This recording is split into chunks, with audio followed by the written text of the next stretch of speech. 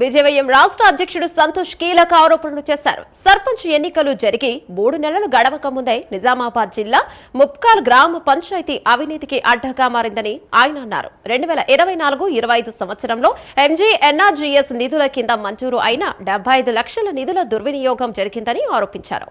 11 కిలోమీటర్ల డ్రైనేజీ ఉందని 4 లక్షల ఎంబీ రికార్డును చూపించారన్నారు. ఈ వ్యవహారంలో పంచాయతీ కార్యదర్శిని సస్పెండ్ చేసిన అవినీతి మాత్రం ఆగడం లేదని తెలిపారు. ఇప్పటికైనా అవినీతి, అక్రమాలు, నిధుల దుర్వినియోగంపై సంబంధిత అధికారులు దర్యాప్తు చేసి బాధ్యులపై చర్యలను తీసుకోవాలని సంతోష్ డిమాండ్ చేశారు.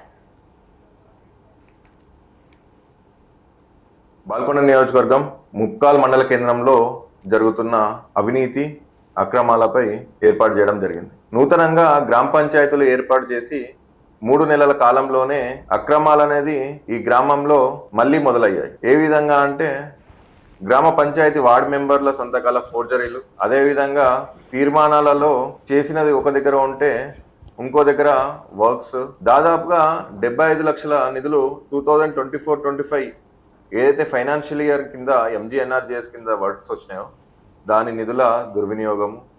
అదేవిధంగా మొదటి phase 15th finance, first phase, second phase, third phase కింద గ్రామ పంచాయతీలో నిధులు జమ చేయబడ్డాయి.